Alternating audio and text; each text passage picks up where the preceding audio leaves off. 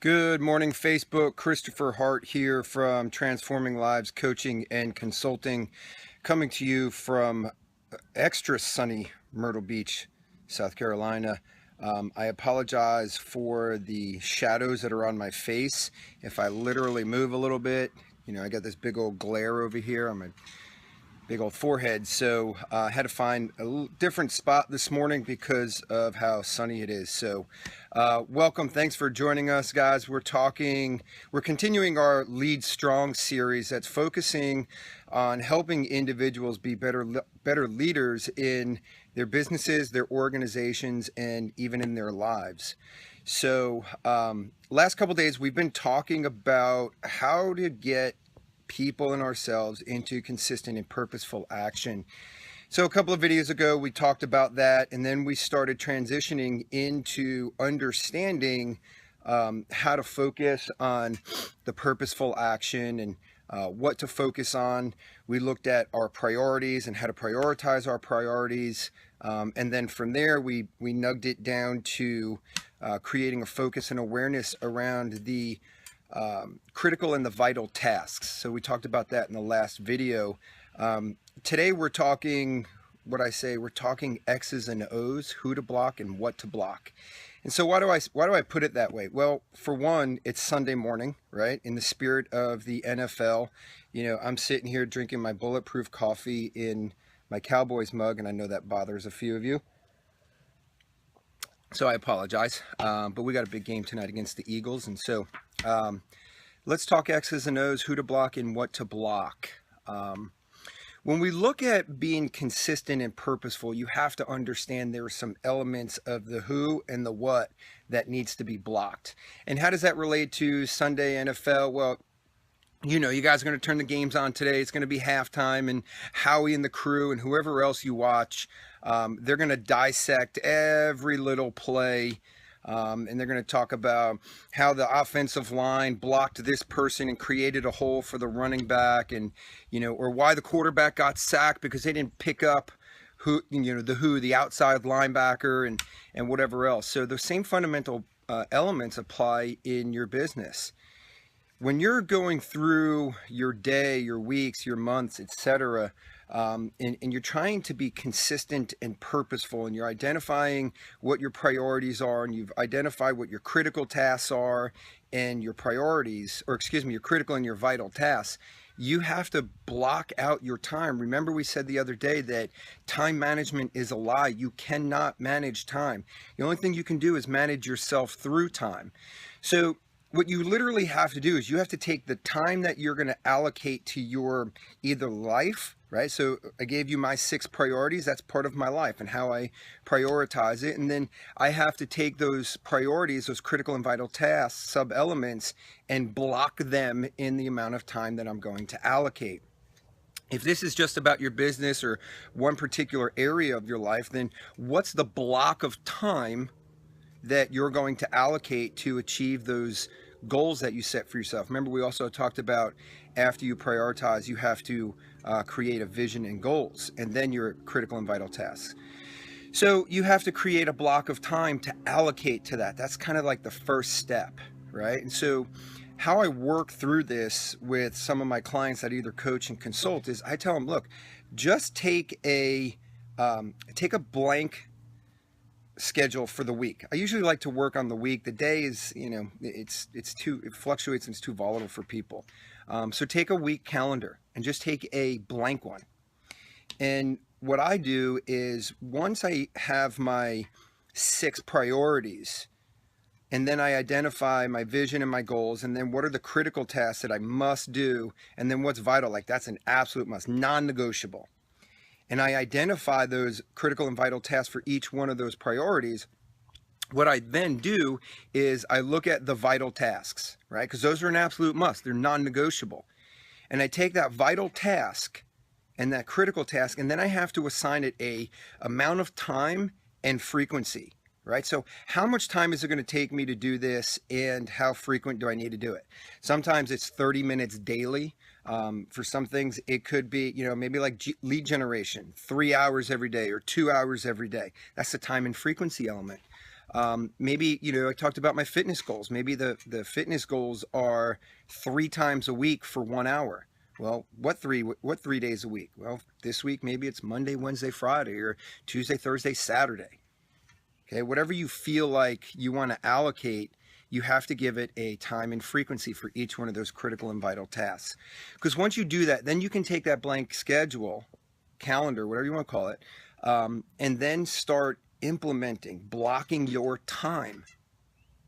Okay, so for instance, if I'm taking a schedule Monday through Friday, or let's say Monday through Sunday, what I'm going to look at is I'm going to look at all my 6 vital tasks. And the first one is, I told you, is God, then health, and then family, then business, fun, and wealth. So I'm going to go one by one. I'm going to take the vital task for God, and I'm going to say, okay, what's the frequency? Let's say that's a, 30-minute daily Bible study. Okay, when am I going to do that? It's my very first thing, right? Because it's my vital task for my first priority. And so that's the first thing that goes on my schedule. And then I go to my health realm and I say, what's the vital task there? What's the time and frequency? And then I put that on my schedule and I go through all 6 of them. And here's why, because if it's blank, there's nothing competing. So once I put my 6 vital tasks in their time and frequency on my calendar, then I know nothing can compete with it because there's nothing else on my calendar, right? So then what I do is after my vital tasks make it onto my calendar, I then go to my critical tasks. And then I take my critical tasks and I have my time and frequency and I start placing those on my calendar. And before long, you know what I have? I have a schedule for the week that has my critical tasks and my vital tasks that are blocked. And there's no competition. There's nothing competing with it. But here's the problem. There's elements to our life, that whirlwind, that must be attended to. Right? Those are the things that have to happen in life. It's kind of like they're a must, but they're not critical. They're not vital, but they are a must. And those are our to-do stuff. But here's the thing. We have to be purposeful first. We have to create a block of time for the week, for the day, whatever, where we're identifying that these critical and vital tasks must happen. So what happens if I give something that's a critical task at 5 o'clock on Tuesday? And I know at 5 o'clock on Tuesday, I have to take my daughter to dance and it's 25 minutes away and whatever. So then what I start doing is I start finding, well, can I take this critical task and put it in a different block of time? Where can I reallocate that? So it's not going to be an exact science. Understand you're going to have to do some shifting. Understand some things life is going to show up. You have to do the whole erase and replace element as well. But at least foundationally, you can block your time to appropriate it to the areas that you consider to be priorities that have your goals in mind, and you're now aware of your critical and vital tasks and when they're going to happen. And then what happens is you look at your calendar and there's all this other space, and I call it white space. And here's what I believe about white space, that if you don't take care of the white space is going to kill you. Not physically, but what I mean by kill you is that's the outside linebacker that unblocked is going to come in and crush you on your blind side.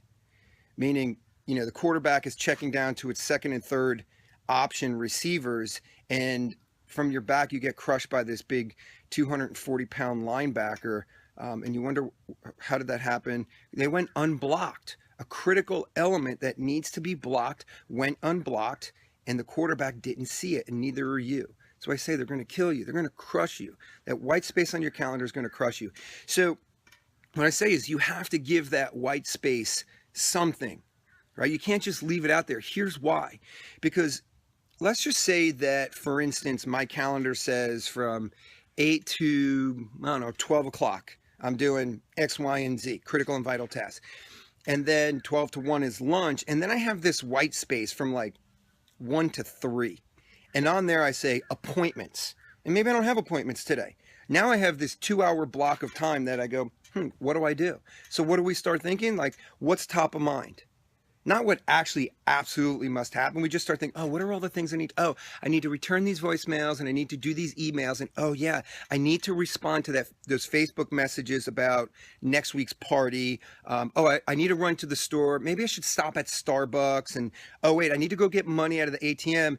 And you start doing all that stuff, and next thing you know, it's 5 o'clock, and you go, man, I was busy today. And that same person gets on a coaching call, and I ask them, hey, how was your week? And they go, busy. Well, was it busy or productive? You see, busy shows up when you're not prioritizing your time. Productive shows up when you're prioritizing your time in accordance with the priorities and the goals and the critical and the vital tasks that you have allocated. So what do we do, right? Like, that white space needs to be filled. There's, again, no exact science here, but guys, I'm telling you, you can't leave white space on your calendar. You have to block that. Whether it's you're starting to fill that white space in with all the to-do stuff, that's fine. Nothing wrong with that, because you do need to attend to it. But here's the thing. If you give the to-do list stuff 30 minutes on your calendar, then you have to hold that accountable. And that's where self-accountability comes into play. Told you a couple of videos ago that once I create my calendar now becomes my boss. It tells me what to do all day, and I'm self-accountable to that. If my calendar says 30 minutes to return voicemails and emails, well, guess what? I don't take 45 minutes. I take 30 minutes, because once that block of time is over, then I stop what I'm doing and I move on to the next thing. Why? Because it has a purpose. That's how we become purposeful. And when your calendar day in and day out looks like that, week in and week out, month in and month out, that's how you start to become consistent and purposeful. Consistent and purposeful isn't, what do I need to do today? Oh, maybe I'll do this. And then we start doing all this. Remember that zigzag? Woo, woo, woo, woo. Right?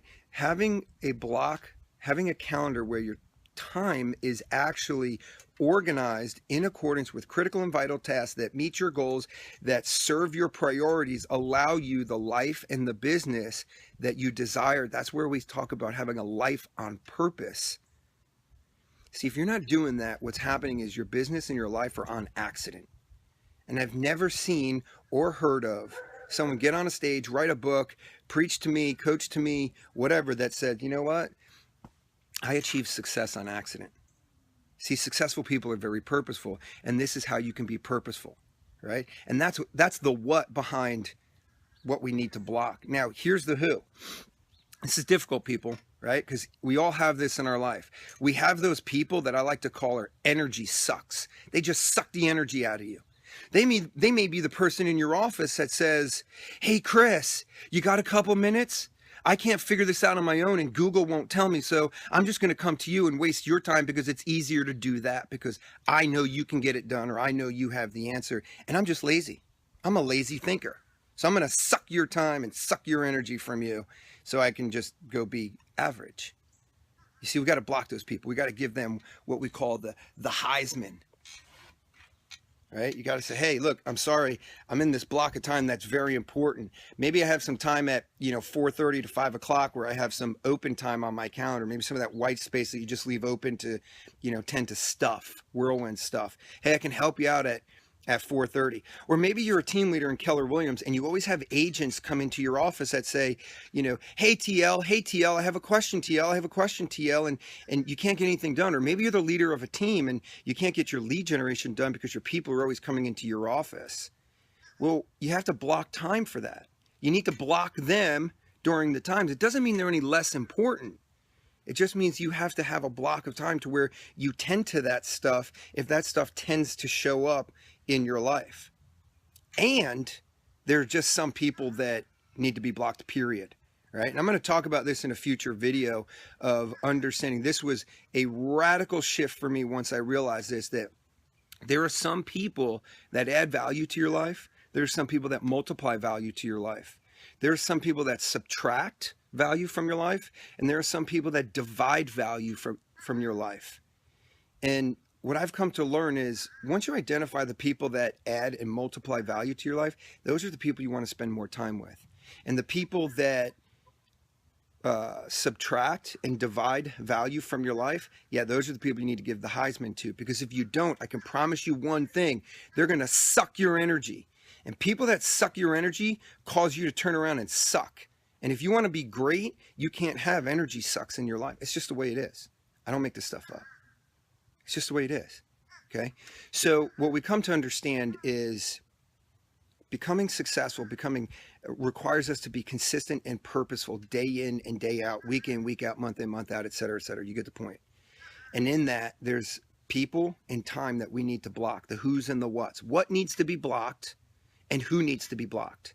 Because if you don't take those two things into account, you're going to do the same thing you've always done, and you're going to expect a different result. And you're just going to go insane. Not because I say you are, but because Albert Einstein says that doing the same thing and expecting a different result is the very definition of insanity.